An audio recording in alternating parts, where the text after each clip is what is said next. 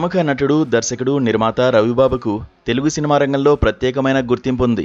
తొలి చిత్రం అల్లరితో దర్శకుడిగా మారిన రవిబాబు ఇప్పటివరకు డిఫరెంట్ జానర్స్లో సినిమాలు తీశారు.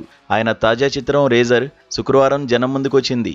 రవిబాబుతో కలిసి సురేష్ బాబు నిర్మించిన ఈ out and out action movie ఎలా ఉందో చూద్దాం.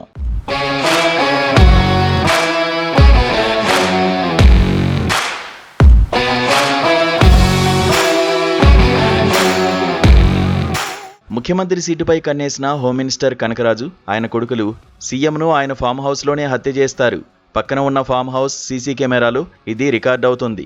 దాన్ని గుర్తించిన సీసీ కెమెరా నిర్వాహకుడు విష్ణుధర్ అతని భార్యను, విషయం తెలిసిన తనీష్ ఫ్రెండ్ను హోంమంత్రి తనయులు చంపేస్తారు. తల్లిదండ్రుల హత్యను తనీష్ 7 ఏళ్ల పాప తేజు చూస్తుంది. అయితే ఆ సమయానికి వారింటికొచ్చిన డాగ్ గ్రూమర్ రేజర్ పాప ప్రమాదంలో ఉందని గమనించి తన్ని చంపడానికి వచ్చిన హోమ్ మినిస్టర్ కనకరాజు మనుషులను అడ్డుకుంటాడు.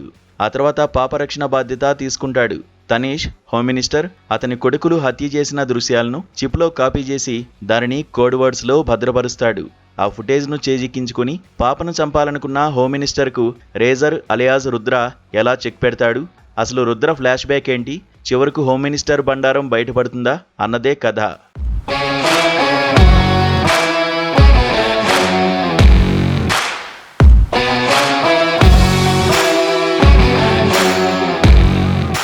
గతంలో ఈ తరహా కథాంశంలో పలు చిత్రాలు వచ్చాయి. అయితే ట్రైలర్ చూసిన తర్వాత రవిబాబు అనసూయలోలాగా కొత్తగా ఏదైనా చెబుతాడేమో అనిపించింది.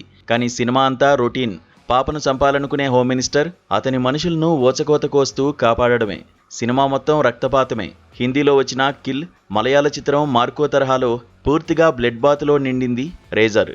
అయితే ఆ సినిమాలు గ్రిప్పింగ్గా ఉండి చూస్తున్నంతసేపు తర్వాత ఏం జరుగుతుందనే ఉత్కంఠ కలుగుతుంది.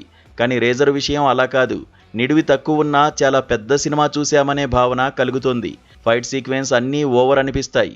ఈ సినిమాలో రవిబాబు కాకుండా వేరే మాస్ హీరో ఎవరైనా చేస్తే బాగుండేదేమో అని అనిపించింది. ఈ సినిమాకు ఆల్ ఇన్ వన్ రవిబాబునే. అయితే నటుడిగా తన ఫేస్లో ఎక్స్ప్రెషన్స్ లేకపోవడం పెద్ద డ్రాబ్యాక్. సినిమా మొత్తం ఒకే ఎక్స్ప్రెషన్ ఉంటుంది. మిగిలిన నటీనటుల విషయానికొస్తే ఫ్లాష్ బ్యాక్లో రవిబాబు పేరుగా మీనావాసు నటించింది. తనీష్కి చిన్నదైనా మంచి పాత్ర లభించింది. తేజు పాత్రలో నటించిన పాప క్యూట్గా ఉంది. గతంలో రవిబాబు సినిమాలను చూస్తే గ్రిప్పింగ్గా ఉండి ఆకట్టుకునేలా ఉంటాయి. ఆ గ్రిప్ ఈ సినిమాలో కనిపించలేదు. స్పెషల్ కమాండోస్ హీరో ఉన్న హాస్టల్ను చుట్టుముట్టినప్పుడు చేతిలో టార్చ్తో వారిని తరిమేసిన సీన్ ఒక్కటి చాలు సినిమా లూప్ హోల్ గురించి చెప్పుకోవడానికి. అంతేకాదు పదుల సంఖ్యలో రౌడీల్ని ఎదుర్కొని సింగిల్ హ్యాండ్గా మట్టి కరిపించే సన్నివేశాలను భరించడం చాలా కష్టం. అయితే చరణ్ కెమెరా వర్క్తో పాటు రాజేష్ బ్యాక్గ్రౌండ్ మ్యూజిక్ పర్వాలేదనిపిస్తాయి. మొత్తానికి రవిబాబు గ్యాప్ తర్వాత చేసిన ఓ వ్యర్థ ప్రయత్నం ఈ రేజర్ అని అనిపించక మానదు.